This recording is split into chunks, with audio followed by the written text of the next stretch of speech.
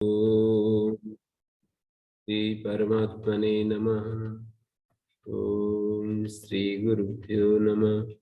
ओम मातृशक्तये नमः। ओम असतो मा सद्गमय तमसो मा ज्योतिर्गमय मृत्योर्मामृतंगमय। ओम शांति शांति शांति। उपनिषद कक्षा 33 कठोपनिषद प्रथम अध्याय की दूसरी वल्ली में हम विचरण कर रहे हैं।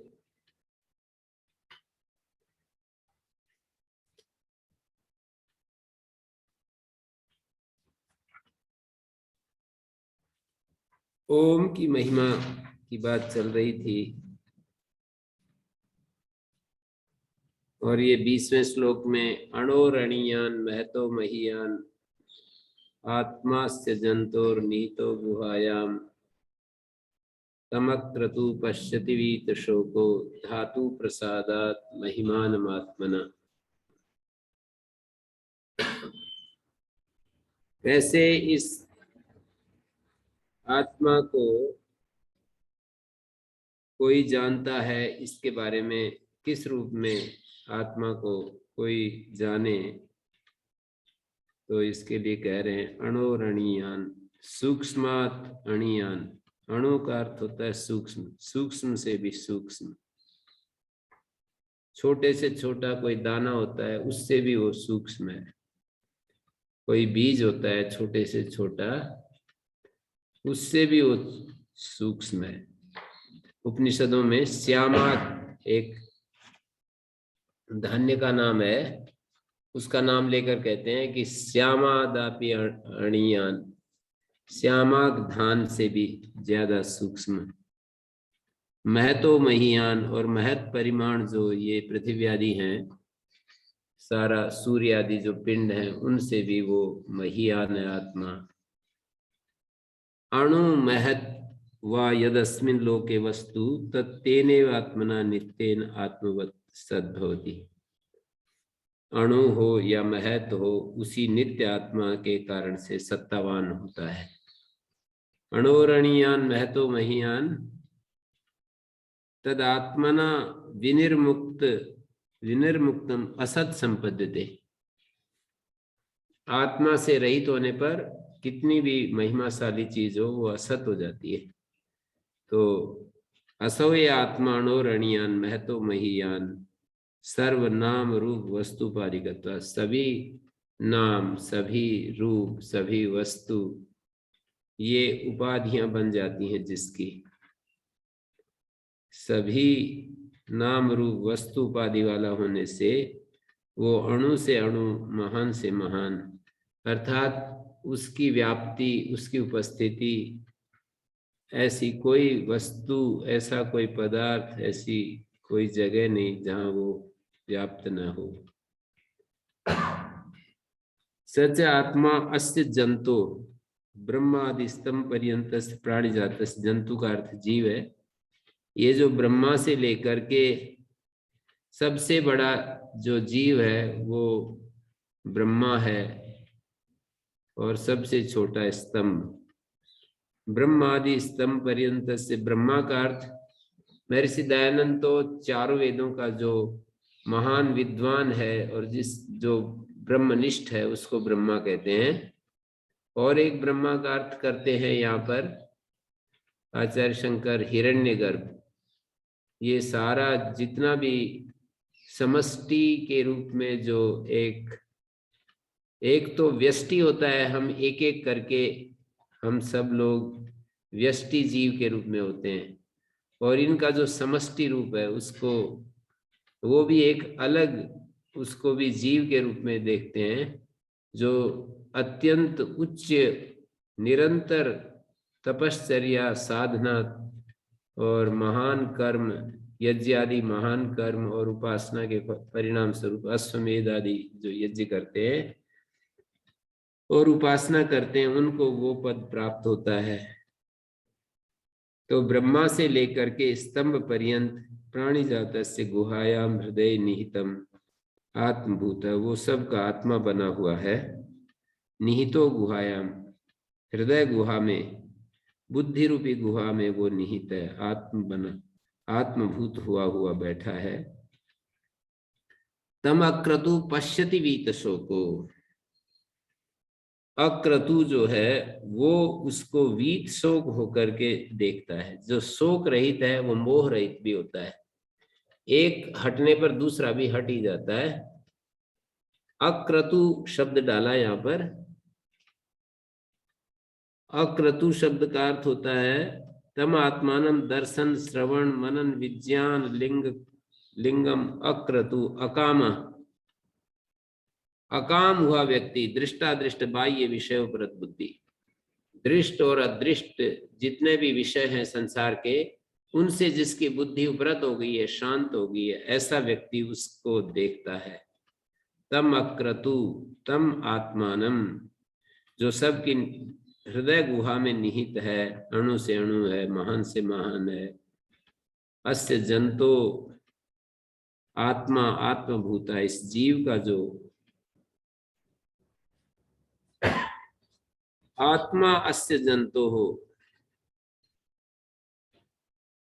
सब सच आत्मा अस्य जंतो प्राणी जातस्य, वो इन सब प्राणी जात का आत्मा है, अंतरतम आत्मा है। ऐसे प्रसंगों में महर्षि दयानंद की परंपरा में जो अध्ययन कर रहे हैं, समझ रहे हैं, उनको ईश्वर शब्द समझ लेना चाहिए। ऐसे संदर्भों को आत्मा शब्द आए तो ईश्वर के रूप में देख लेना चाहिए। और जो आचार्य शंकर के साथ जुड़े हुए तो वो आत्मा का मतलब सर्वत्र व्यापक एक जो आत्म तत्व है। आत्मा अस्य जंतु हो, ये जो जीव के सर्वत्र, जीव का मतलब सोपाधिक, आत्मा मतलब निरुपाधिक। सोपाधिक जो जीव हैं उनका जो, उन सबका जो आत्मा है, उन सबका जो आत्मभूत है, निहितो गुहायाम, हृदय गुहा में निहित है, उस आत्म तत्व को अक्रतु पश्यति, अकाम व्यक्ति देख पाता है।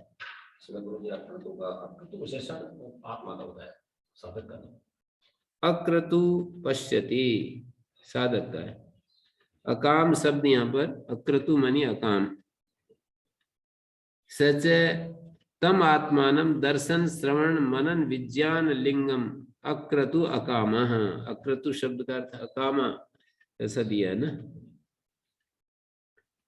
उस आत्मा को, कैसे आत्मा को, तम शब्द के लिए शब्द प्रयोग किए हैं, दर्शन श्रवण मनन निधिध्यासन, विज्ञान माने निधिध्यासन, ये लिंग हैं जिसके, ये पहचानने के साधन है जिसके, विज्ञान लिंगम ये साधन है जिसके, ऐसे उस आत्मा को अक्रतु पश्यति, अकाम व्यक्ति देखता है। जिसकी कामनाएं चली गई हैं वो व्यक्ति उस आत्मा को देख पाता है, और जो वीत शोक है वो देख पाता है। जिसके अंदर शोक शेष है वो व्यक्ति आत्मा को नहीं देख सकता। जिसके अंदर मोह शेष बचा हुआ है वो आत्मा को नहीं देख सकता। कामना शेष बची हुई है वो आत्मा को नहीं देख सकता। अपनी सारी कामनाओं को हटाते ही तत्काल हम ब्रह्म स्वरूप हो जाते हैं। यदा सर्वे प्रमुच्यन्ते हृदयस्येह ग्रंथया, ये हृदय की गांठें जब सारी कट जाती है, सर्वा यदा सर्वे प्रभिद्यन्ते हृदयस्येह ग्रंथया, हृदय की गांठें, वासना रूपी जो ग्रंथियां हैं वो कट जाती है। यदा सर्वे प्रमुच्यन्ते कामाय सिरधिष्यता, ये सारे हृदय में जितने भी कामनाएं हैं, इच्छाएं हैं, वो जब सारी चली जाती है तो ये मर्त्य प्राणी अमृत हो जाता है, तत्काल ब्रह्म प्राप्त हो जाता है। ऐसे आश्वासन दिए बड़े बड़े, ये तो करके देखने की बात है। किसी को संशय है तो करके देख ले। तो तम आत्मानम दर्शन श्रवण मनन लिंगादिकम, दर्शन श्रवण, ये जो है यहाँ पर गुहायाम स्थिता एक बात कही, निहिता गुहायाम। गुहायाम का मतलब होता है जो प्रत्येक आत्म रूप से जो आत्मभूत बना हुआ स्थित है, प्रत्यक्त्वेन स्थिता, इनर मोस्ट बीइंग के रूप में जो स्थित है, हमारी सत्ता का जो अंतिम जो आधार है, जो सबसे गहराई में है। जैसे पहले शरीर दिखाई देता है, फिर ये नासिका से चलते हुए या हमारे शरीर के विविध अंगों में प्राण काम करता हुआ प्राण दिखाई देता है, फिर ये विचार करता हुआ मन दिखाई देता है, इच्छाएं दिखाई देती हैं, हम किसी से घृणा करते हैं, नफरत करते हैं, वो दिखाई देता है, किसी से प्रेम करते हैं, वो दिखाई देता है। जो जो भी दिखाई देता जाए उसको छोड़ते चले जाए, और जब सब कुछ दिखना बंद हो जाए, कुछ भी मतलब देखने के लिए बचे नहीं, कोई सुख, कोई दुख, कोई भय, कोई कामना, कोई इच्छा, कोई संकल्प, कोई विकल्प, कुछ भी जब दिखना बंद हो जाए, केवल फिर देखने वाला मात्र शेष रह जाता है। उसके सामने कोई विषय जब नहीं रहता है और वही अकेला रह जाता है। नहीं तो अभी सामने सारा संसार है, हम आंखें भी बंद कर ले तो हमें कुछ न कुछ हमारे मन में आता रहता है, तो वो सारे विषय बनते रहते हैं। जब कोई विषय नहीं बनता है तो उस अवस्था को यहाँ पर प्रत्यक्त्वेन स्थिता कहा जाता है, प्रत्यक्ष रूप से स्थित। और उस स्थिति में वो उस आत्मा को, प्रत्यक्ष रूप से स्थित जो आत्मा है, उसको वीत शोक और अक्रतु व्यक्ति अनुभव करता है। उस समय अनुभविता और अनुभव करने वाला और जिसका अनुभव करे, ये सब एक ही हो जाते हैं, वहां भेद तो रहता नहीं है। कि जैसे मैं अब अनुभव कर रहा हूँ, ये वृक्ष है, आप लोग बैठे हैं, कुछ लोग सुन रहे हैं मेरी बातें, जैसे यहाँ पर हम लोग अनुभव करते रहते हैं ना अपने से भिन्न किसी वस्तु का, व्यक्ति का, विचार का, इच्छा का। ये सारे अनुभव फिर ऐसे आत्मा का अनुभव नहीं होता है। ऐसे अपने से भिन्न किसी वस्तु का जैसे हम अनुभव करते हैं, वैसे आत्मा का अनुभव नहीं होता है। तम आत्मानम दर्शन श्रवण मनन विज्ञान लिंगम, ऐसा जो दर्शन श्रवण मनन आदि दर्शनोद्देश्य विहितम यत् श्रवण, दर्शन के उद्देश्य से विहित जो श्रवण मनन विज्ञान निधिध्यासन, ये साधन प्रतिबंधक निराश के द्वारा जिसके बन जाते हैं ना, प्रतिबंधक हट जाते हैं, ये साधन बन जाते हैं। दर्शन का मतलब दर्शनोद्देश्य विहितम, दर्शन के उद्देश्य से शास्त्रकारों ने जो विधान किया है, श्रवण मनन निधिध्यासन, विज्ञान माने निधिध्यासन, लिंगम माने साधन, जिसके, जिस आत्मा के प्रतिबंधक निराश द्वारा, ये साधन प्रतिबंधक को हटाने वाले बनते हुए उस आत्मा को प्रकाशित कर देते हैं। प्रतिबंधक अभी बना हुआ है, सूर्य के सामने बादल प्रतिबंधक होता है। जैसे किसी को वो एनेस्थीसिया दे दिया जाता है तो उसमें वो प्रतिबंधक हो जाता है, उसको सुख दुख अनुभव होने में, उसको उसके शरीर को काटते हैं तो भी उसको अनुभव नहीं होता, उस समय प्रतिबंधक हो गया, बीच में वो आ गया। तो इस तरह से प्रतिबंधक निराश कर देते, प्रतिबंधक का निराश कर देते हैं, वो आत्मा जो है साफ साफ दिखने लगता है श्रवण मनन निधिध्यासन के द्वारा। और इस बात को कोई भी करके देख ले, निरंतर इन उपनिषद वचनों को, वेदांत वचनों को सुनता रहे और निरंतर श्रद्धा से सुनता रहे और एक निष्ठ होकर के सुनता रहे, यानी अपने मन को सब तरफ से मुक्त करके सुनता रहे, तो इसके क्या रिजल्ट आते हैं ये तो अनुभव करके देखने की चीज है। कम से कम 2 वर्ष भी कोई इस काम को करता रहे निरंतर, तो परिणाम तो बिल्कुल सामने आ जाएगा। 2 वर्ष तो कोई बहुत बड़ी अवधि नहीं है। जब 60 70 साल चले गए जीवन के ऐसे ही, तो 2 वर्ष इस काम के लिए लगा दिए जाए तो ये क्या समय है। तो कोई 2 वर्ष भी इस काम के लिए निरंतर सुनता रहे और ध्यान से, और किसी को संस्कृत भाषा का ज्ञान हो तो और जल्दी हो जाएगा काम। संस्कृत भाषा यदि हमारे को आती है तो वो जो सुनने का जो प्रोसेस है उसमें कनेक्ट जल्दी होते हैं। नहीं तो फिर संस्कृत भाषा को छोड़ करके निरंतर एक प्रेम तत्व है, ये तो हो गया ज्ञान तत्व, विचार तत्व हो गया। विचार के द्वारा हम उस आत्मा से कनेक्ट होते हैं, शास्त्र के माध्यम से सुनते सुनते सुनते विचार के द्वारा कनेक्ट होते हैं। फिर एक दूसरा उपाय भी है प्रेम तत्व। फिर शास्त्र की कोई परवाह ना करें, फिर प्रेम तत्व बढ़ाएं ज्यादा से ज्यादा अपने भीतर। और प्रेम तत्व केवल भगवान के साथ नहीं, मानव के साथ, प्राणियों के साथ, प्रकृति के साथ, हर प्राणी के साथ। जब हम देखें, किसी दुखी व्यक्ति को देखें तो करुणा आ जाए, सुखी व्यक्ति को देखें तो उसमें हमारा मैत्री भाव उदित हो जाए, पुण्यात्मा को देखें तो हमारे को उसमें प्रसन्नता आए, मुदिता आए पुण्यात्मा को देखने से।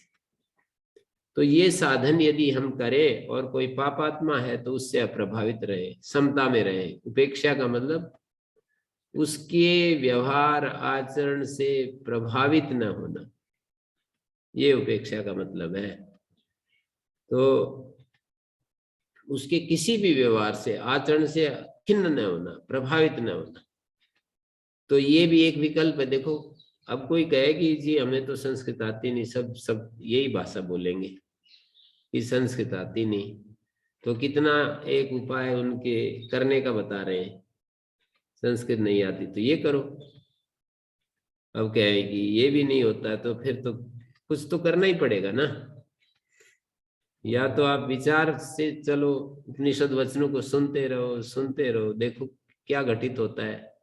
या फिर 2 वर्ष के लिए यही करो, मैं तो बस प्रेम में पागल रहना है मेरे को, तो निरंतर ईश्वर प्रेम अर्थात सुने हुए उस भगवान के प्रति प्रेम जो हम सब के भीतर है, और सबसे पहले मेरे ही भीतर जो भगवान की उपस्थिति है उसके प्रेम में।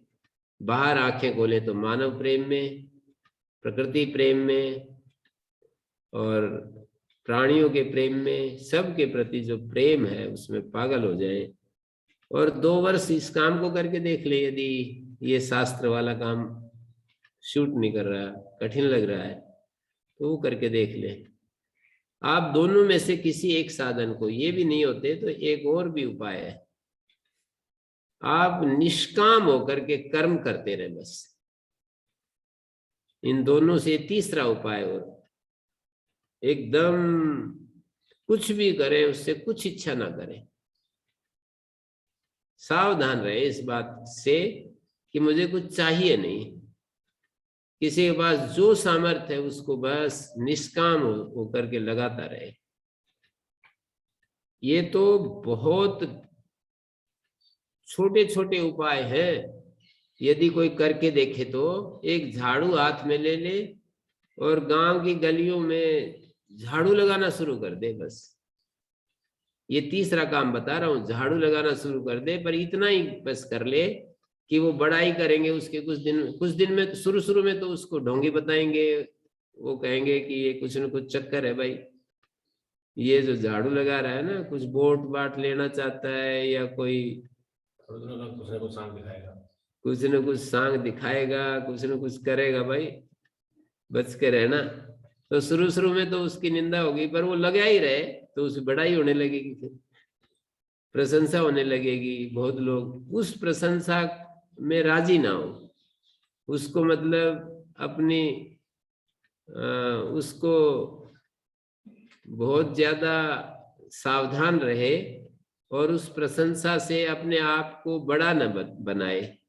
उस प्रशंसा से अपने आप को, अपने में बड़प्पन का भाव न लाए, राजी ना हो, खुश ना हो उससे। मतलब ये नहीं कह रहा हूं कि नाराज हो जाए, प्रशंसा कोई करे तो उससे नाराज हो जाए, दुखी हो जाए, ऐसा नहीं बोल रहा हूं। पर जैसे कि होता है प्रायः जब हमारी कोई बड़ाई करता है तो हम बड़े राजी हो जाते हैं। तो ये भी एक रास्ता है, अब आप करके देख लो। अब 3 रास्ते बतला दिए, अब ये इनमें से कोई सा भी कर लो आप। आचार्य जी, एक शंका थी थोड़ी सी। जी। ये जैसे निष्काम भाव की बात आपने बताई, उसमें गीता में जो है गहनो कर्मणा गति, इस तरह का एक सूत्रांश आया है, तो इसमें निष्काम भाव को देखना भी तो एक बहुत बड़ी कसौटी नहीं है, बहुत कठिन काम नहीं है इसको।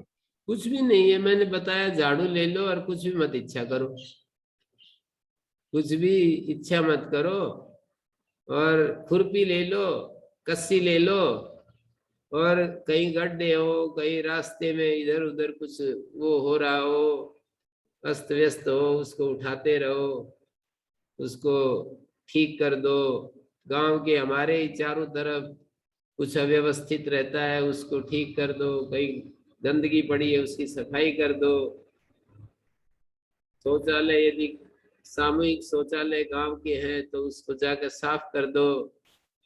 इसमें क्या गहना कर्मणो गति, इतने सरल सरल साधन है।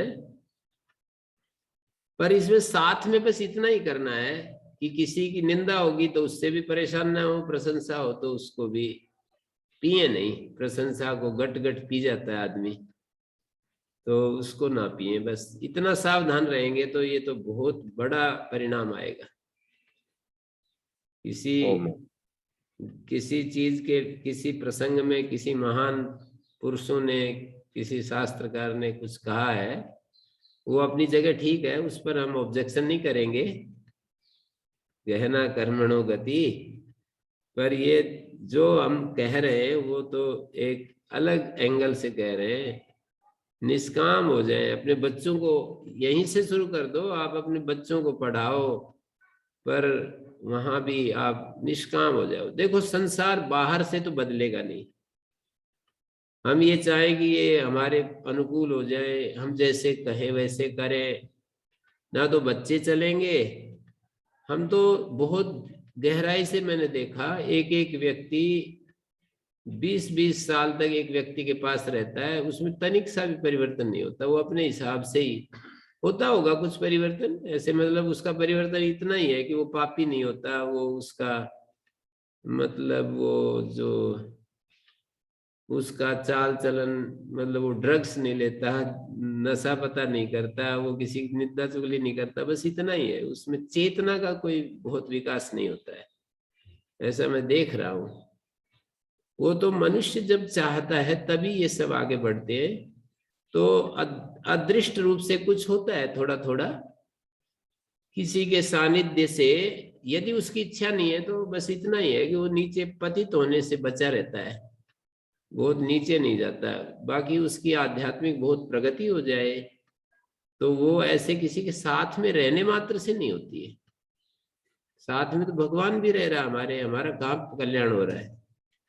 सर्व समर्थ, सर्व प्रेमी, सर्व सुहृत, और इस सब का विधाता, सबको हमें प्रसाद देने वाला, सबको प्रेरणा देने वाला, सब सर्वशक्तिमान, सर्वज्ञ, ऐसा महान तत्व हमारे साथ है। तो कहाँ परिवर्तन होता है? किसी के होने मात्र से परिवर्तन नहीं होता, उसकी अभिप्सा करनी होती है, उसकी जिज्ञासा, इच्छा करनी होती है, तब हमारे भीतर ये सब घटित होती हैं, ये घटनाएं घटती हैं।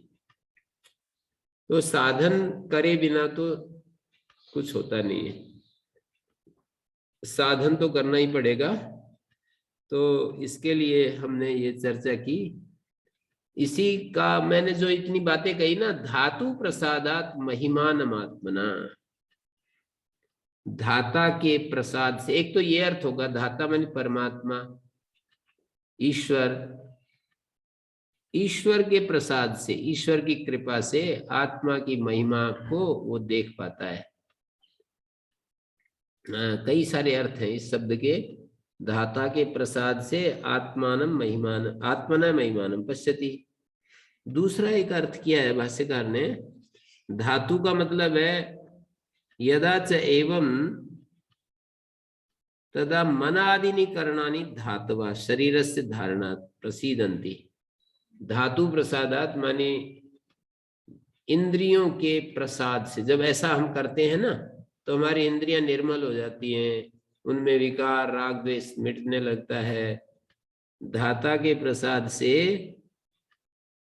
उस शरीर को धारण करने वाली जो ये इंद्रियां हैं ये प्रसाद को प्राप्त होती है, निर्मलता को प्राप्त होती है।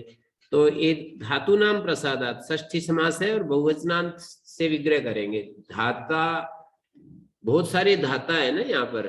धातु का मतलब ये जो मन इंद्रियां आदि हैं सारी की सारी, उनको धातु का है। धातु नाम प्रसादात इंद्रियों के नैर्मल्य से आत्मनो महिमानम कर्म निमित्त वृद्धि क्षय रहितम।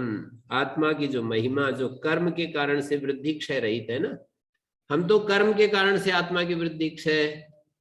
मेरे परिचय में एक माता जी हैं, अब उनकी भावना तो अच्छी है, उसके बच्चा वहां पढ़ता है आचार्य कुलम में, तो ये मेरा बालक कहता रहता है कि मैं कुछ अच्छा वो करना चाहता हूँ, जीवन का सार्थक करना चाहता हूँ। पर एक बात मैंने देखी बहुत ध्यान से, मैं तो सुनता हूँ, यूं कहेगी कि ऐसा हो जाए स्वामी जी का जैसे नाम है ना सब जगह।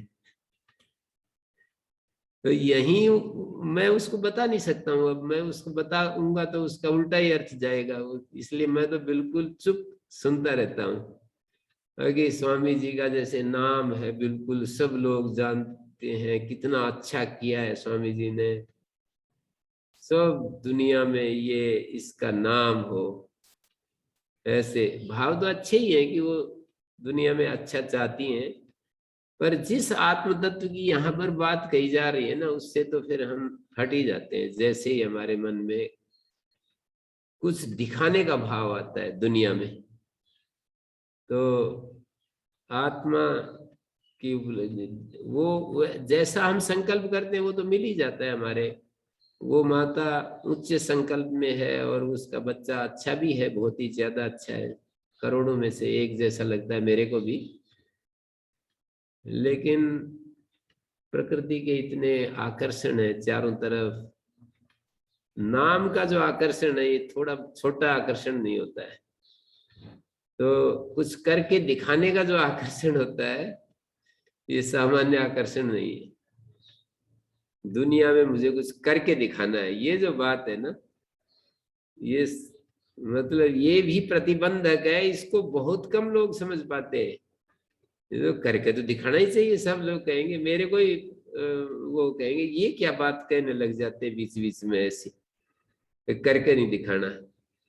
करके दिखाने की जो बात है कि मुझे कुछ करके दिखाना है दुनिया में, ये भी एक बहुत बड़ा प्रलोभन है हमारे सामने, इसको भी छोड़ना पड़ता है नैर्मल्य प्राप्त करने के लिए। धातु प्रसादात महिमान आत्मना, आत्मा की महिमा, कैसी महिमा आत्मा की, एक एक शब्द इतना सुंदर भाष्यकार ने जचा जचा करके प्रस्तुत किए हैं। कर्म निमित्तक वृद्धि क्षय रहितम,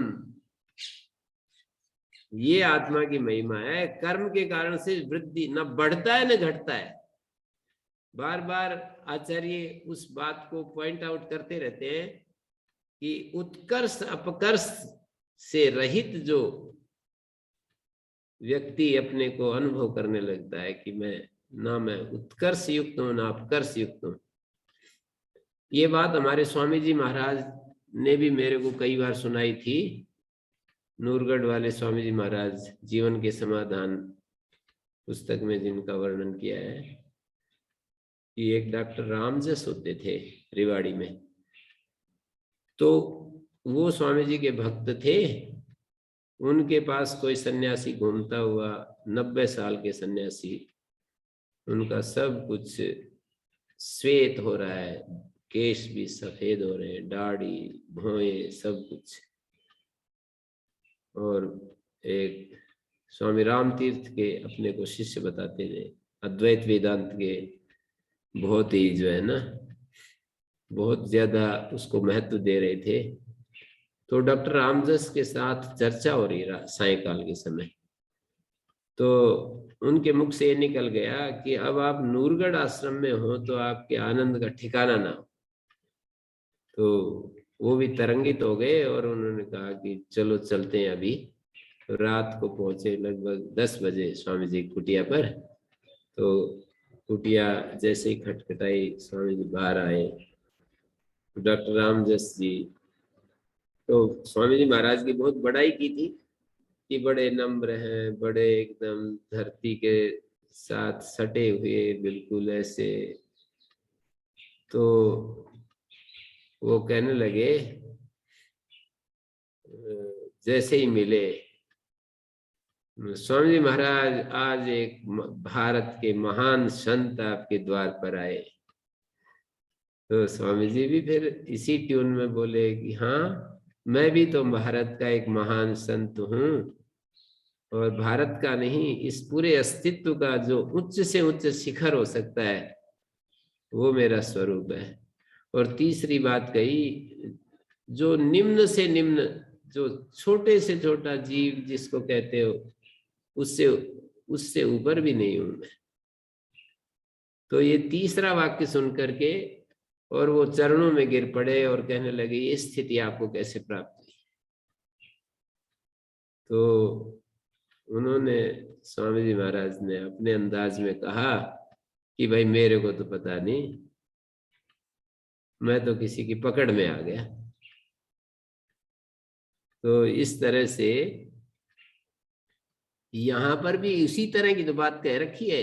कर्म निमित्तक जो वृद्धि क्षय रही, कर्म के कारण से आदमी का बड़प्पन आंका जाता है इस संसार में। जिसने इस संसार में, देखिए आप आंख उठा करके, सारे ओलंपिक मेडल विजेता कर्म के कारण से वृद्धि को प्राप्त है। सारे आर्थिक जगत में जो आगे बढ़े हुए लोग हैं, कर्म के कारण से वृद्धि को प्राप्त है। सारे राजनीति में जो आगे बढ़े हुए राजनेतागण हैं, सीएम है, बड़े बड़े मिनिस्टर है, पीएम है, सब जो है कर्म के कारण से आगे बढ़े हुए हैं। और कर्म के कारण से ही जो दुष्ट कर्म करने वाले हैं, कर्म के कारण से ही जो अशुभ करने वाले, संसार में जो हिंसा करने वाले, कर्म के कारण ही वो निंदा को प्राप्त हो रहे हैं। कर्म के कारण से वृद्धि और क्षय को प्राप्त हो रहा है इस संसार।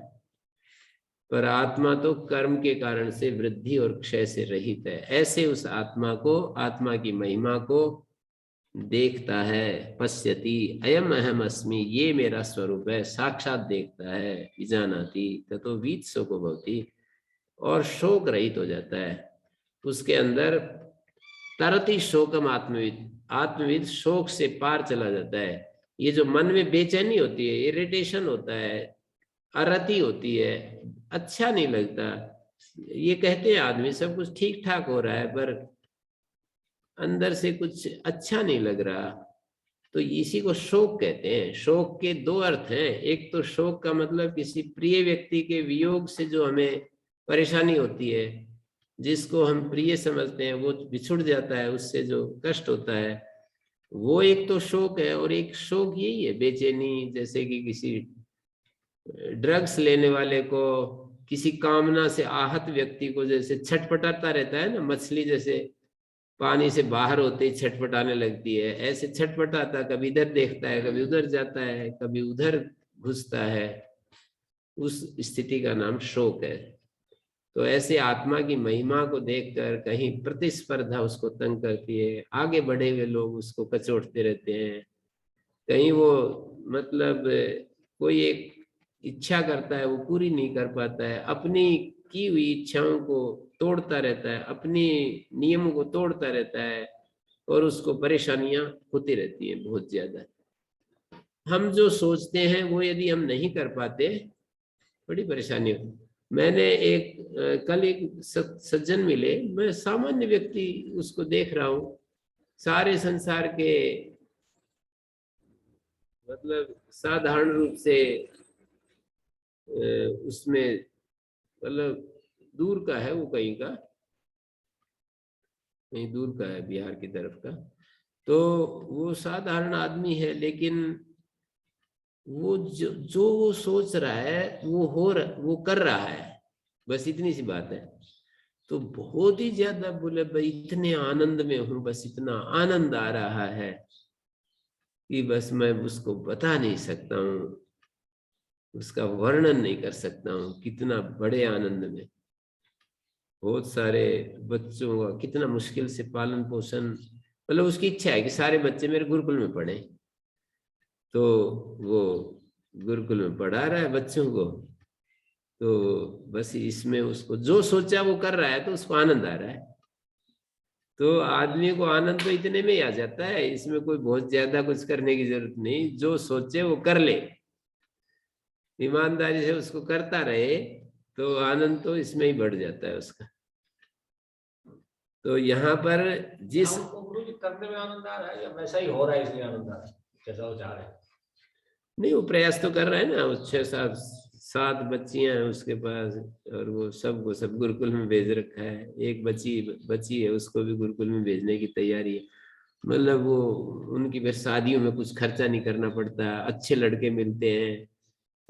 मतलब एक जो गृहस्थ आदमी एक सोचता है कि मेरी बच्चियां अच्छी जगह जाएं, उसके विचार के अनुसार गुरुकुल में पढ़ लेती हैं, तो फिर वो ऐसा प्रयास करता है कि ये बच्चे भी अच्छे हैं उनके, ऐसा नहीं। मैं तो पसंद करूंगा गुरु जी के। मान लीजिए उनमें से कोई एक आध बच्चा कह दे मैं तो आपके साथ कर रहा वैसा मैं नहीं करना चाहता, तो भी क्या आनंद वैसा ही रहेगा? हाँ, तो फिर तो नहीं रहेगा। ये करने का आनंद नहीं होगा, तो गुरु जी होने का आनंद होता है। हाँ, ये भी है, पर उसके संकल्प तो है ही कि सब गुरुकुल में पढ़े और सारे बच्चे वो जिस तरह की है कि बच्चों को महर्षि दयानंद का जो सिद्धांत है वो समझ में आए, और इससे जो है ना जीवन में सार्थकता उत्पन्न होती है, ऐसा ऐसा उसने जो सोचा है। तो ये मैं सामान्य रूप से इस बात को मेरे समझ में आती है कि हम जो हमारे ज्ञान में जो ठीक आ गया, यदि हम उसको कर रहे हैं, और गलत आ गया उससे बच रहे हैं, आनंद तो इससे बढ़ जाता है, इतने ही मात्र से बढ़ जाता है, और पर्याप्त बढ़ जाता है। यदि आदमी और ज्यादा ना सोचे कि मैं जो ऐसा ऐसा जो उसके मन में बातें आए उनको वो पूरा करे, और जो निषेध है उनसे बचता रहे, तो इतने में ही काफी उसको बहुत ही सुखद महसूस होता है। यहाँ जिस आत्मा की चर्चा हो रही है, आत्मा की महिमा, ये तो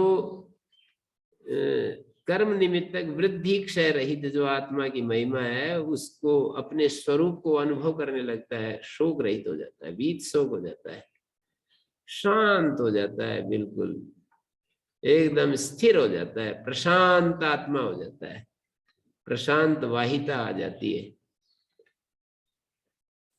आसीनो दूरम व्रजति शयानो याति सर्वतः कस्तम मदा मदम देवम मदन्यो ज्ञातुमर्हति। दुर्विजय आत्मा कामी भी प्राकृत पुरुष ही, ये जो ऐसे बीत शोक हो जाता है, लेकिन ये जो कामना वाले लोग होते हैं ना, साधारण व्यक्ति होते हैं, उनके द्वारा ये आत्मा दुर्विजय है। जिनका मन कामनाओं से इच्छाओं से ठसाठस भरा हुआ है, ये सब कामनाएं होती है ना कि मैं तो पिछड़ गया, देखो लोग ये हमारे साथी कितने आगे बढ़ गए, कोई किसी क्षेत्र में कोई किसी क्षेत्र में, तो हम दूसरों को देख करके दुखी होते रहते हैं कि मेरा कोई नाम ही नहीं है, मेरे बच्चों, वो सोचता रहता है कि मेरे बच्चों को ऐसे होना चाहिए, और वो होते नहीं, तो फिर परेशान होते रहते हैं। तो ये कह रहे हैं कि आत्मा कामियों के द्वारा, कामी का मतलब कामनावान लोगों के द्वारा दुर्विजय है, ये समझ में नहीं आने की चीज है। यदि कामनाओं से हम भरे हुए हैं तो आत्मा का बोध नहीं हो सकता, क्योंकि आसीनो अवस्थितो अचला एव संतूरम व्रजति। जैसे तदे जति तन्नई जति तदूरे तद्वंत के मंत्र में कुछ कहा है ना, दूर और पास की बात कही है, ऐसे ही यहाँ पर कह रहे हैं आसीनो दूरम व्रजति अवस्थितो अचला एव, ये आत्मा अवस्थित है, एक रस सब जगह भरा हुआ है, पूरा शांत है, अचल है, क्रिया रहित है, लेकिन दूरम आसीना दूरम व्रजति, दूर दूर तक पहुंचा हुआ है। आसीनो दूरम व्रजति, दूरम व्रजति उपाधि के साथ दूर चला जाता है। जैसे कि मन, आत्मा तो आसीन है पर उपाधि के सहित क्या चला जाता है, मन आदि व्यापारेषु विषय देशम गच्छत्सु तत्प्रतिबिंब रूपेण गच्छति। जैसे कि मन आदि के जो व्यापार हैं, इंद्रियों के व्यापार हैं, विषय देश में जो ये जा रहे हैं, तो उसमें प्रतिबिंब रूप में वो भी चला जाता है। मन जैसे जा रहा है तो मन में चैतन्य भी तो है प्रतिबिंबित, वो भी वहां चला गया। मन सूर्य की तरफ देखता है तो आत्मा भी सूर्य तक चला गया। वो तो सर्वत्र है, हमारे अंतःकरण में भी है, पर जैसे ही हमारे अंतःकरण के व्यापार, अंतःकरण में जो व्यापार चलते हैं, उन व्यापारों के अनुसार वो आत्मा भी चलता हुआ सा प्रतीत होता है। कि देखो, जो जो मन क्रिया करता है, मन जहां जहां जाता है वहां वहां आत्मा भी समझो वहां पहुंच रहा होता है। तो आसीनो दूरम व्रजति शयानो याति सर्वथा, असौ आत्मा देवो शयानो याति सर्वथा। और ये शयाना करणेषु प्रतेषु विशेष विज्ञान रूपा भावात शयानो याति, ये तो जो है ना सोता हुआ ही, जब कर्ण उपरत हो गए, विशेष विज्ञान रूप नहीं रहा, कर्ण बिल्कुल शांत हो गए, तो क्या होता है, आदमी सो रहा होता है। पर आत्मा तो अपने ज्ञान, अपना चैतन्य स्वरूप से शयानो याति सर्वतः, माने विज्ञप्ति सामान्य रूपेण अवस्थाना सर्वतो याति। विज्ञप्ति तो सर्वत्र सामान्य रूप से ओतप्रोत है, आत्मा की व्याप्ति सब जगह है। येन सर्वमिदं ततम आदि गीता में भी जगह जगह कहा है, जिसने सबको व्याप्त किया हुआ है। तो शयाना शब्द का अर्थ यहाँ पर ऐसा है कि करण व्यापार जब चुप हो गए और विज्ञप्ति सामान्य रूप से आत्मा की स्थिति है, तो सर्वथा याति, वो सब जगह पहुंचा है। सामान्य विज्ञप्ति सामान्य मात्र से, विशेष विज्ञान रूप के अभाव होने से वो शयाना कहा है। जैसे अभी जागते समय हमें विशेष विज्ञान हो रहा है, विशेष विज्ञान नहीं रहता है तो हम शयाना कहलाते हैं, और उसमें सब तरफ आत्मा की व्याप्ति हो रही है। ज्ञान सामान्यत्वेन, ज्ञान सामान्य रूप से। और एक बात कही, शयानो याति सर्व कस्तम मदा मदम देवम मदन्यो ज्ञातुम अर्हति। कौन उस मदा मद को, असौ आत्मा देवा मदा मद समदो अमदश्च सहर्षो अहरश्च, विरुद्ध धर्मवान जैसा प्रतीत हो रहा है ना।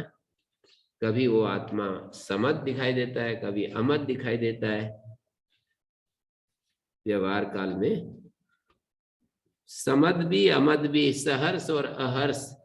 कभी आदमी बड़ा खुश दिखाई देता है, कभी आदमी बहुत परेशान हालत में दिखाई देता है, तो वो सहर्ष अहर्ष विरुद्ध धर्मवान।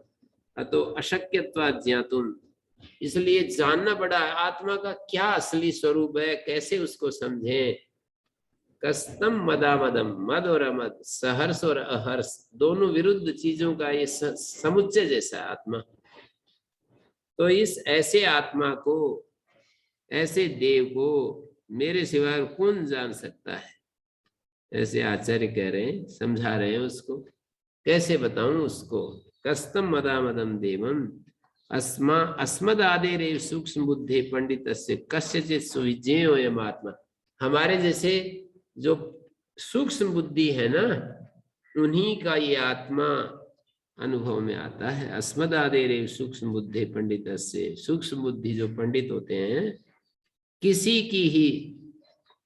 के ही अनुभव में आता है। सुविज्ञेयम् आत्मा स्थिति गति नित्य अनित्य विरुद्ध अनेक धर्मोपाधित्वात् विरुद्ध धर्मत्वात् विश्वरूप चिंता मणिवदा अवभासते।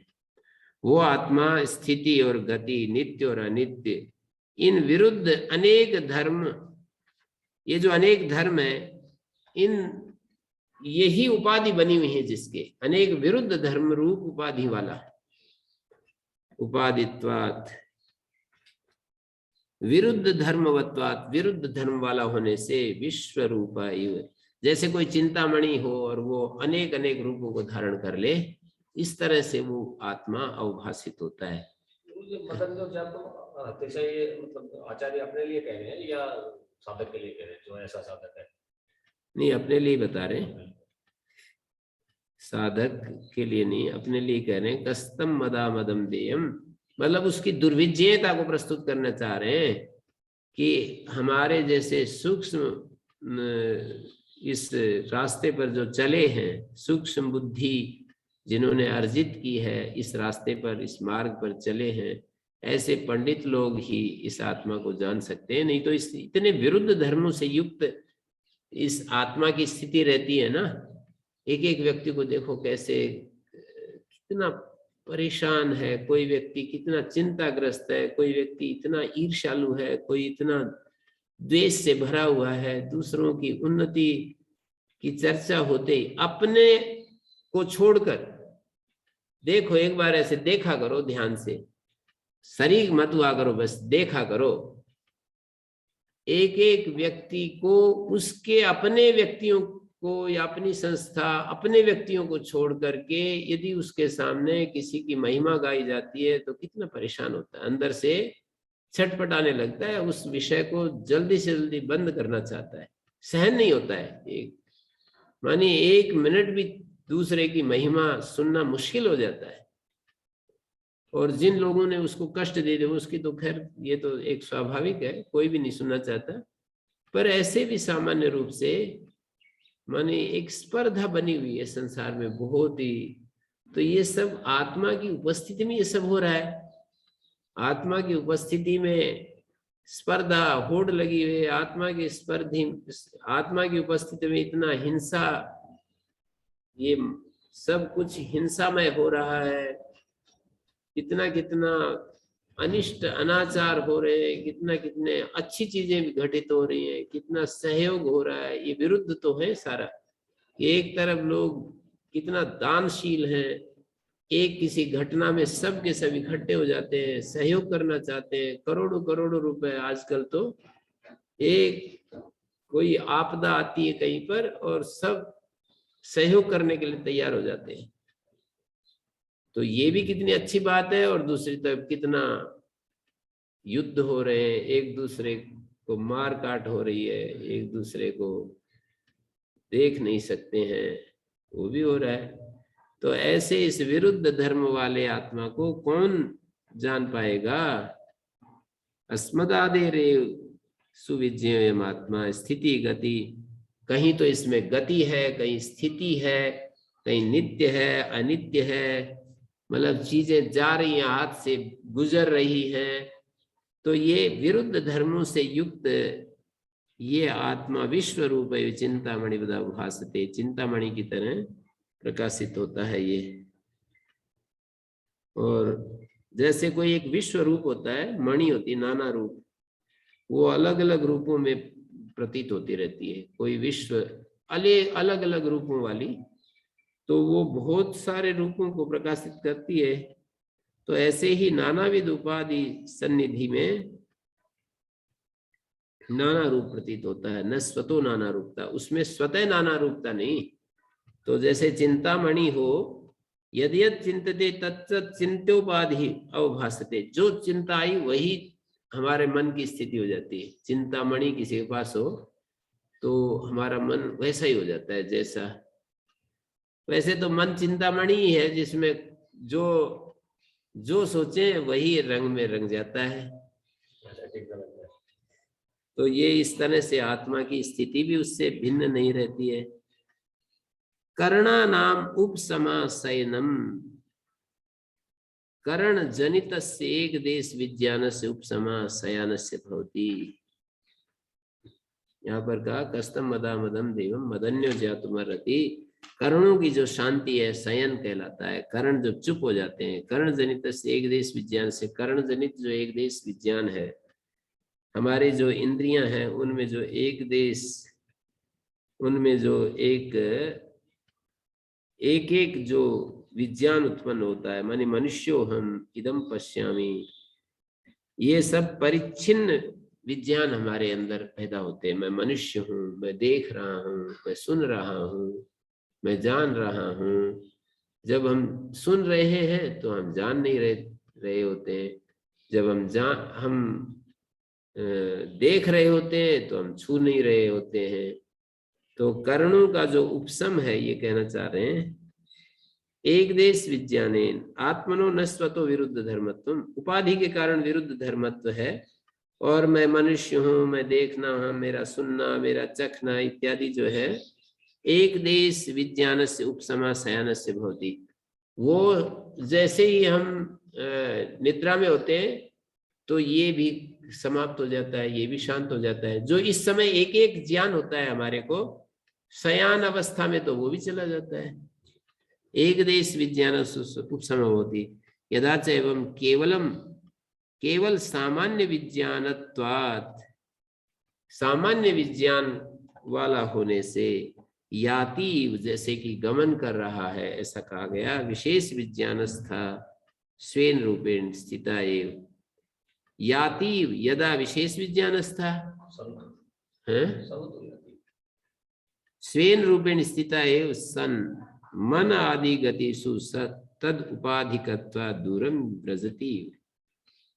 जैसे सामान्य विज्ञान वाला तो सब जगह समझ लीजिए सर्वतो याति, यदा च केवल सामान्य विज्ञान सर्वतो याति, मानो कि सब तरफ पहुंच रहा है। सामान्य विज्ञान तो सर्वत्र व्यापक है ही। और यदा विशेष विज्ञानस्था, और जब आत्मा विशेष विज्ञान वाला होता है तो उसके लिए कह रहे हैं स्वेन रूपेण स्थिता एव, अपने रूप में तो वो स्थिति है, पर मन आदि गतिषु, मन आदि गतियों में, मन के इंद्रियों के व्यापार में, तद उपाधिगत्वात्, क्योंकि उस उपाधि वाला है, मन आदि गतियों में तद उपाधिगत्वात् दूरम व्रजति, दूर समझो कि एक प्रकार से गति कर रहा है। स्वेन रूपेण प्रत्येक मात्रतया स्थिता एव सन, अपने रूप में तो प्रत्येक मात्र रूप में स्थित है। विशेष विज्ञानस्त्वेदा भवति, जब वो विशेष विज्ञानवान होता है, जैसे कि मैं अब देख रहा हूं तो ये विशेष विज्ञान आ रहा है। गति और अगति को भिन्न करके होता है। हाँ, गति और अगति को, स्थिति और गति को, स्वरूप में तो स्थिति होती है, स्वरूप में स्थिति है, प्रत्येक मात्र रूप में स्थित है, लेकिन विशेष विज्ञानस्थो यदा भवति, विशेष विज्ञानवान जब होता है तो फिर तो क्या होता है, तद उपाधिकत्वात् मन आदि गति उपाधिकत्वात्, मन आदि उपाधियों की गति के कारण से दूरम व्रजति, न वस्तुतः, वो वस्तुतः नहीं जाता है, पर ऐसा लगता है कि वो दूर चला गया। मन उपाधि वाला होने से मेरा मन कहीं कहीं जाता है। तो ये इस तरह से अशरीरम शरीरेषु अनवस्थेषु अवस्थितम महांतम विभुमात्मानं मत्वा धीरो न शोचति, सच इहे वर्तते तद विज्ञानात् शोकात्य, ये भी दिखा रहे हैं वो आत्मा यहीं पर है।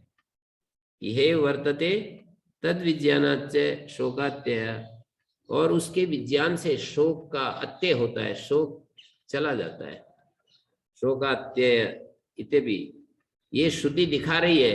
अशरीरम शरीरेषु, अशरीरम स्वेन रूपेण आकाश, आकाश कल्प, अपने रूप से तो आकाश के समान है आत्मा, स्वेन रूपेण आकाश कल्प, ऐसे समझ लीजिए व्यापक। तम अशरीरम शरीरेषु, उस अशरीर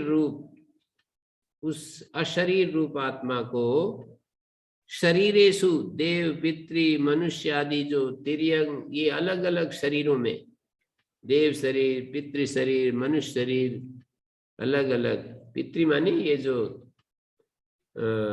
अलग अलग जो पितरगण होते हैं उनको एक अलग शरीर वाला बता रहे हैं।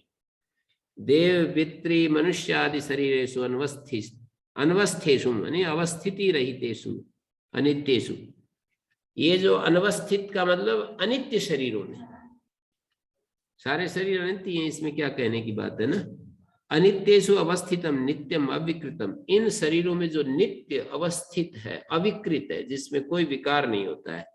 अशरीरम शरीरेषु, भिन्न भिन्न शरीरों में जो अशरीर रूप में स्थित है, अनवस्थितु, ये अनवस्थेषु शरीरेषु ऐसे जुड़ेगा, जो अनवस्थित शरीर है, अनित्य शरीर है, जो विविध शरीरों में जो अशरीर रूप में स्थित है, भिन्न भिन्न शरीरों में जो अशरीर होकर के स्थित है। और महानतम विभुमात्मानम, ऐसे महान विभु आत्मा को महत्व से आपेक्षिकत्व आशंक्या विभुमात्मानम, कोई कहे कि ये महत्व तो आपेक्षिक है भाई, दूसरों से बढ़ा हुआ, ऐसा नहीं। विभुमात्मानम, ऐसे व्यापक आत्मा को आत्मग्रहणम स्वतो अनन्यत्व प्रदर्शनार्थम, महानतम विभुमात्मानम, अपने से अनन्यता है उसकी सब चीजों के साथ, विभु है और आत्मा सब जगह ऐसे व्यापक हो रहा है।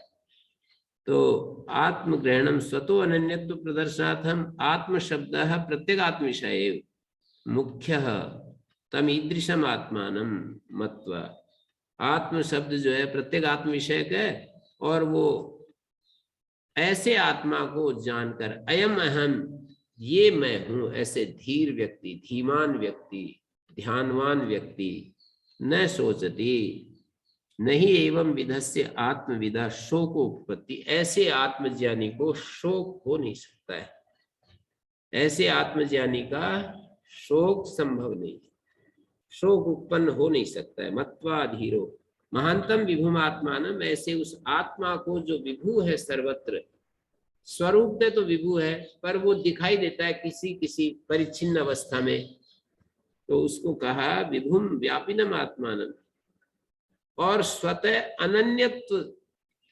प्रदर्शनार्थम आत्मग्रहणम। यहाँ पर जो है एक बात समझने की है, आत्मग्रहणम स्वतो अनन्यत्व प्रदर्शनार्थम, आत्मग्रहण जो है स्वतः अपने से अनन्यता दिखाने के लिए, महानतम विभुमात्मानम अनन्यत्व प्रदर्शनार्थम, आत्म शब्द प्रत्येक आत्म विषय, स्वतः अनन्यता, स्वतः अनन्यत्व प्रदर्शनार्थम, स्वयं से जो अभिन्न है, मतलब वो जो आत्मा है मुझसे कुछ अलग अनात्म रूप में नहीं है, मुझसे पृथक रूप में नहीं है। स्वतः मानी मुझसे अभिन्नता बताने के लिए कह रहा है कि ऐसा आत्मा कोई एक कल्पित आत्मा है, ऐसा नहीं कह रहे, मैं ही वो ऐसा आत्मा हूं, मैं ही वो आत्मा हूं, ऐसा ऐसा जिसकी व्याख्या कर रहे हैं, ऐसा वो आत्मा को जानकर धीरो न सोचती, नायम आत्मा प्रवचनेन लभ्यो न मेधया न बहुना श्रुतेन, ये आत्मा जो है प्रवचन से प्राप्त नहीं होता है, न बहुत मेधावी होने से प्राप्त होता है, न बहुत श्रुतवान, बहुत सुनने से भी, केवल न बहुना श्रुतेन केवलेन, केवल बहुत सुन ले कोई और इस आत्मा को कोई जान लेगा, नहीं हो पाएगा काम। तो किस तरह से प्राप्त होता है, यमेव एष वृणुते तेन लभ्य, ये परमात्मा जिस पर अनुग्रह करता है उस साधक के द्वारा प्राप्त होता है, जिस पर ये अनुग्रह करता है उसके द्वारा, यमेव एष वृणुते तेन लभ्य, जिस साधक को ये आत्मा वर्ण करता है, चुनाव करता है, तेन लभ्य तस्येष आत्मा विवृणुते तनुं स्वम्, उसकी यह आत्मा अपने स्वरूप का वर्ण कर लेती है, उसका ये आत्मा स्वाम तनुम विवृणुते, अपने ही स्वरूप का वर्ण कर लेता है। कई ढंग से इस श्लोक की व्याख्या की जाती है, यमेव एष वृणुते तेन लभ्या, जो साधक इस आत्मा का वर्ण करता है, यहाँ पर एष शब्द से साधक लेकर के यम परमात्मानम वृणुते अभेदेन अनुसंधत्ते, अभेद रूप से उसका अनुसंधान करता है, तेन आत्मना तेन परमात्मना साधक रूप स्थितेन परमात्मा लभ्य, ऐसा भी यहाँ पर अर्थ किया जाता है। एक तो ये शब्द से साधक का ग्रहण करते हैं कि यह परमात्मा जिस साधक का वर्णन करता है, यम साधकम एषा आत्मा वृणुते, माने यह परमात्मा जिस साधक का वर्णन करता है, और एक जगह यह साधक यम आत्मानम वृणुते, यह साधक जिस आत्मा का चुनाव करता है, यह साधक जिस आत्मा को चुनता है, तेन उस चुनाव के द्वारा ये आत्मा मिलता है। वैसे ये बाद वाला ज्यादा सटीक लग रहा है, पहले वाले में तो फिर आत्मा के हाथ में है, वो चुनेगा कि चुने, साधक के हाथ में कुछ नहीं, उसमें भी एक बड़ी गहरी बात है।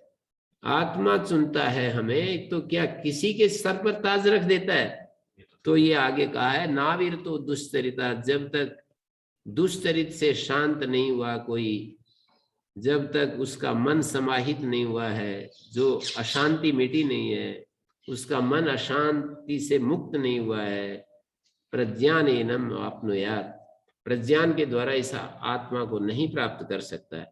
माने उस आत्मा का चयन ऐसे नहीं होता है कि किसी के ऊपर वो किसी पर वरमाला डाल दे। यहाँ पर उसको पूर्ण शुद्ध करना तो होता ही है। 24वें श्लोक में शुद्धि की बात कही है, और जीवन को जो हमारा जो जीवन है वो पूरा यम नियम के अनुकूल होना चाहिए, उसका जीवन का जो बाह्य रूप है वो बिल्कुल ठीक ठाक होना चाहिए।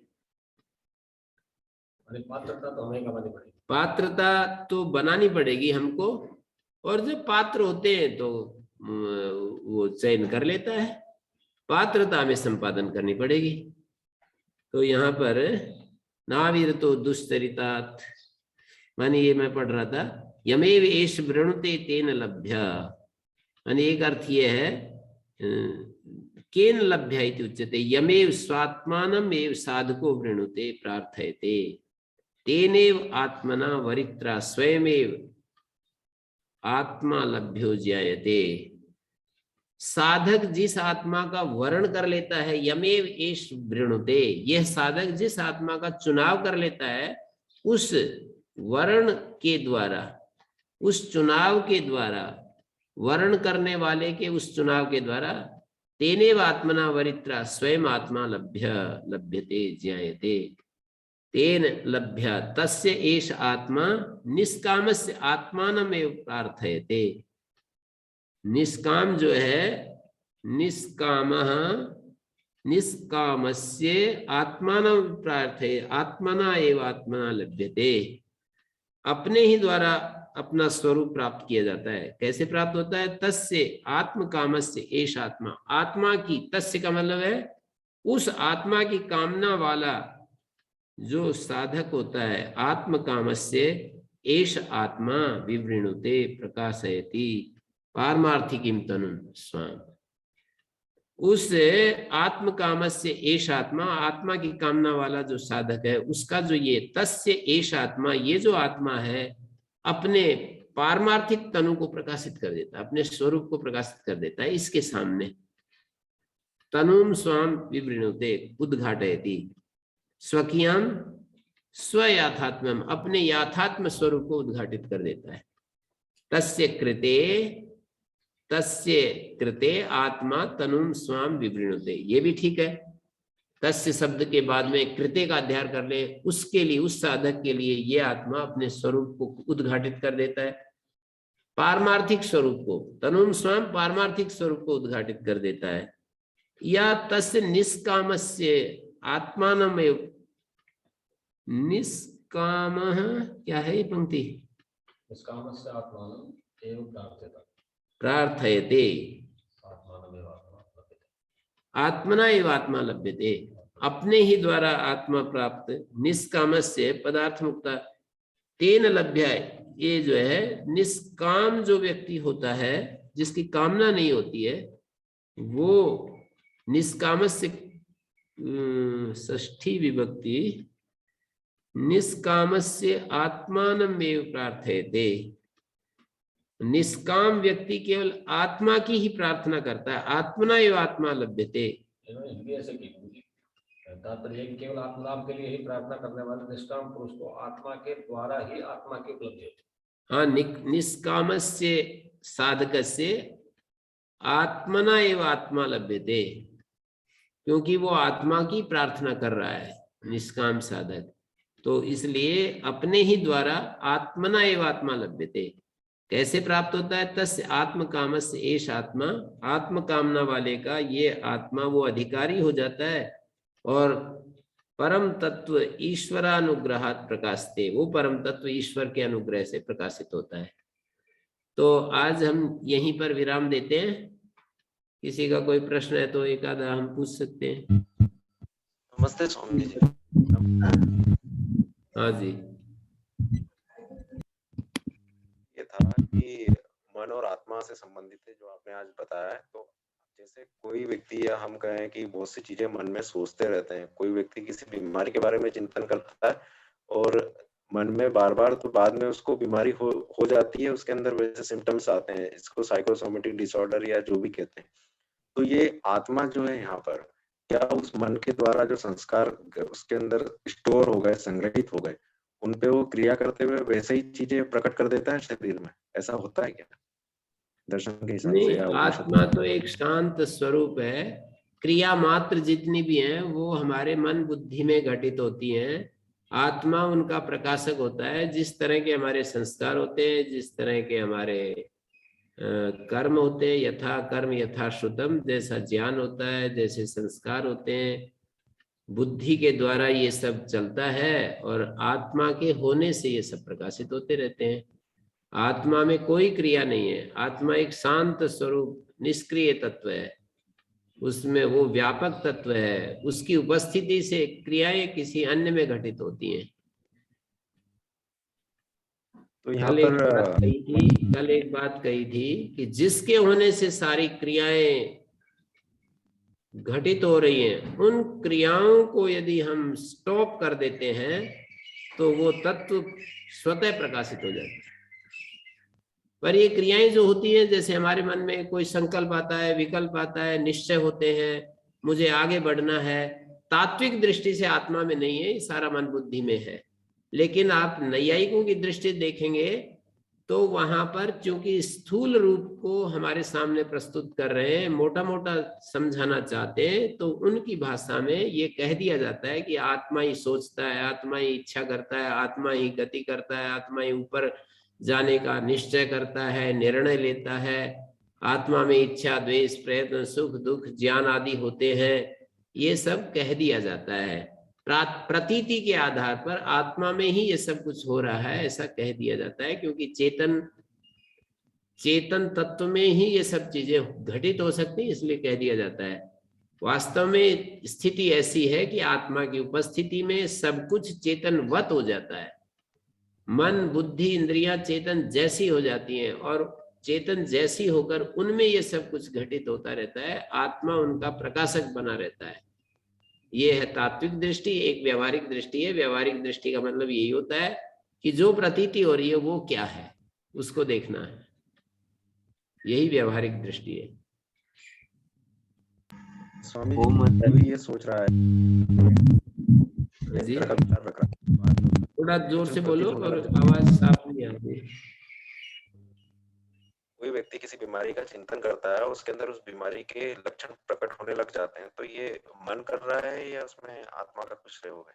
मन कर रहा है, बुद्धि कर रही है, अंतःकरण कर रहा है और आत्मा की उपस्थिति में हो रहा है। और मन बुद्धि जैसा भी सोचती है, इसलिए कई जगह ये कहा जाता है ना कि अहम उपनिषद में एक वाक्य आता है, मैं ही साधु कर्म करवाता हूं, मैं ही असाधु कर्म करवाता हूं। इसका मतलब आत्मा ये नहीं कहता तू गलत काम कर ले। उसका तात्पर्य यही होता है कि आत्मा की उपस्थिति में हम अपने संस्कार के अनुसार जो कुछ निर्णय लेते हैं अच्छा बुरे का, उसको आत्मा की महिमा ख्यापन करने के लिए ऐसा कह दिया जाता है कि आत्मा इतना महिमाशाली तत्व है कि उसके बिना कुछ भी पत्ता तक हिलता नहीं, वह मंगल मूल, ऐसे कह देते हैं। ओम आचार्य जी, हाँ जी, ये इसमें न अयम आत्मा प्रवचने लभ्य से तो फिर वो श्रवण मनन निधि ध्यान निरर्थक नहीं हो जाएगा? नहीं वो निरर्थक नहीं होगा। वो कह रहे हैं कि श्रवण मनन निधिध्यासन किस तरह से करना चाहिए, उसको एक विशेष तरीके से करना चाहिए। ऐसे करते चले जाए। वो श्रवण मनन निधिध्यासन का मना नहीं कर रहे, ये मना ये कर रहे हैं कि हम पढ़ते जाते हैं, सुनते जाते हैं, कभी कभी उसका उद्देश्य ही कुछ अलग हो जाता है। हम बुद्धिमान कहलाने के लिए भी, हम शास्त्र पढ़े हुए कहलाने के लिए भी ये सब करते हैं। यदि हम खोजी बन करके, अन्वेषक बन करके ये सब करते हैं तो निश्चित रूप से इस सुनने का, इस पढ़ने का, हमने तो आज बहुत अच्छे से, मुझे भी अच्छा लग रहा है, वो किसी दैवी प्रेरणा से वो सब चीजें आई। मैंने 3 बातें जो रखी ना, कि भाई आप इन मंत्रों पर निरंतर विचार करते रहें, खोज करते रहें, और आपको देखो क्या घटना घटती है। 2 वर्ष तक लगे रहे आप इस काम में, या फिर आप प्रेम में मस्त हो जाए। ये भी आप नहीं कर सकते तो आप निष्काम कर्म अपने जीवन में शुरू कर दे। बस कहीं पर भी कुछ भी कर रहे हैं उसकी कोई कामना अपने भीतर शेष न रखें, और सावधान रहें कि कोई कामना प्रवेश न करे। तो ये सब नायम आत्मा प्रवचने लभ्य, ये यहाँ पर उसकी दुर्विजयता को बताने के लिए ये सब कुछ कहा गया है। ये लगभग ऐसा ही प्रवचन है गुरु, जैसे कोई ओम कहे जांच तो करवा लें और दवा ना लें, तो केवल जांच से काम नहीं चलेगा, ऐसा कुछ कहना चाहते हैं। हमें तो मिल गया महाराज जी। है जी, महाराज जी हमें तो आपने रास्ता आज बहुत बढ़िया बता दिया, कर्म का, सेवा का और अध्ययन का, स्वाध्याय का। वैसे बहुत आलम्बन छूटते जा रहे हैं, आनंद आ रहा है। ठीक है, ठीक है।